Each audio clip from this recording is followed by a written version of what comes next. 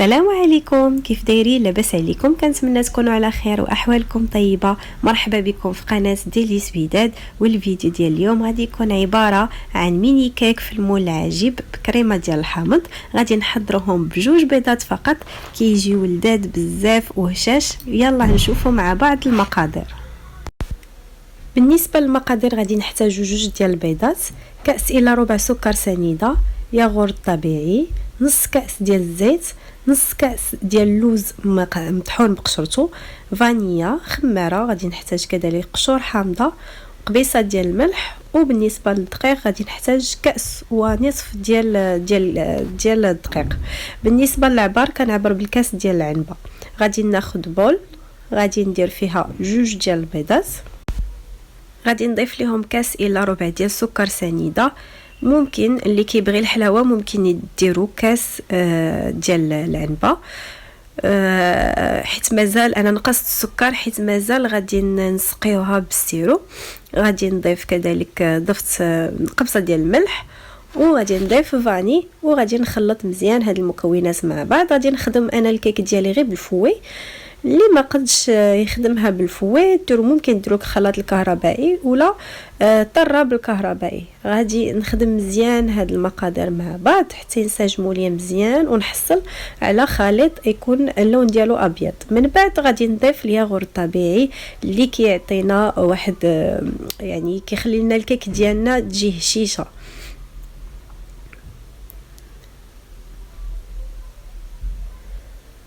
وغادي نخلطو مع باقي المقادير.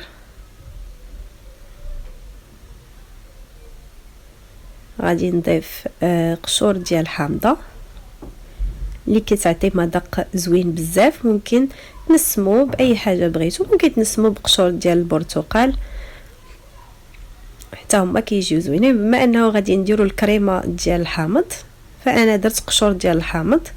غادي نضيف كاس نصف كاس ديال الزيت عفوا، وغادي نخلطو مع باقي المقادير. بالنسبه لهاد الكيك راه غير بجوج بيضات وكتعطينا كميه اللي كثيره. غادي نضيف اللوز، يعني لوز عادي طحنتو بالقشره ديالو. اللي ما عندوش اللوز ولا ما بغيتوش ديروا اللوز ممكن تعوضوه بنص كاس ديال النشا ولا نص كاس ديال الدقيق. غير هو اللوز كيعطيها مذاق زوين بزاف. ممكن كذلك ديروا الكركاع باش ما بغيتو تنسمو كاوكاو، باش ما بغيتو تنسمو اللوز كيزيد يبننها وكيعطيها مذاق زوين بزاف. غادي نبدا نضيف الدقيق بشويه بشويه وانا كنخلط المقادير. مهم الكيك ديالي راه غادي تهز ليا تقريبا كاس ونص ديال الدقيق. القوام راه ديال الكيك كيجي ثقيل شويه، ما كيجيش خفيف. غادي نبقى نزيد الكميه ديال الدقيق وكنخلط حتى نحصل على القوام اللي بغيت.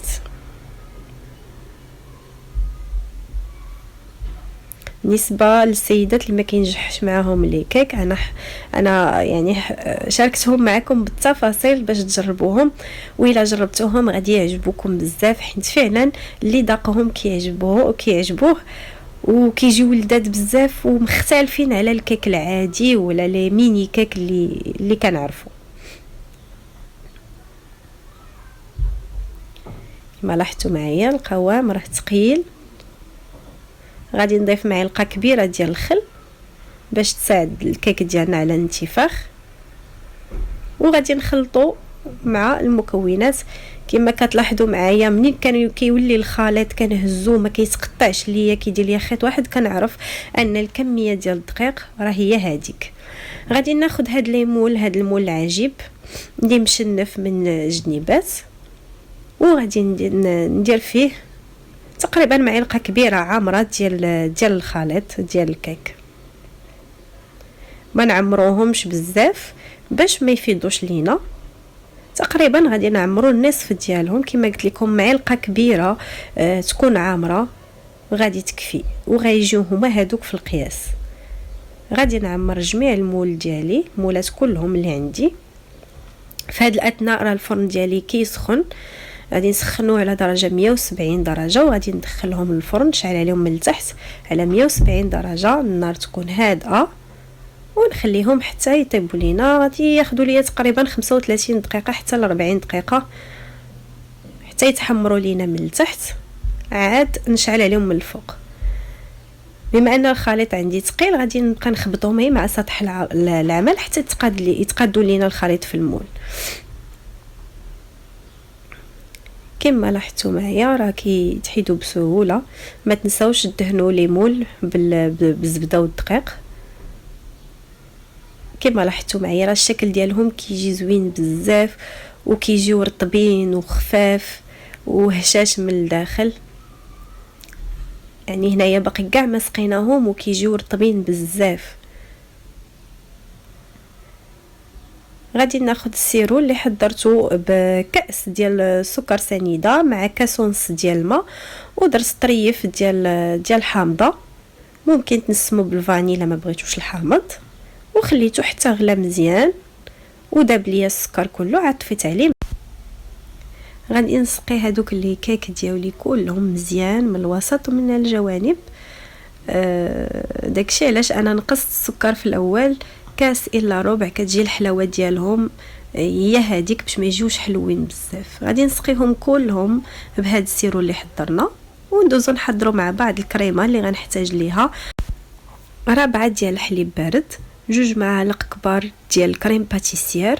ممكن تعوضوه بنشا الا ما كانش عندكم. ممكن ديروا من الاول كريم باتيسير ولا دابا بالنكهه ديال الحامض حتى هو راه كيجي زوين بزاف. ما نحتاجوش كاع نزيدوا الحامض. غادي نحتاجو كذلك 2 معالق حتى ل3 كبار ديال سكر سنيده. وغادي نحتاج 4 كاس ديال عصير الحامض.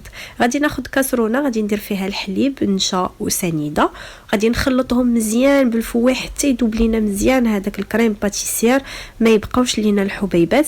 غادي نديرو فوق النار اللي تكون هادئه بزاف، ومع التحريك نبقى مراقبه كنحركو حتى يعقد ليا مزيان ويسول لي طلع منه الفقاعات كما كتلاحظوا في الصوره. نطفيو النار ونضيفوا عليه هذاك 4 كاس ديال الحامض.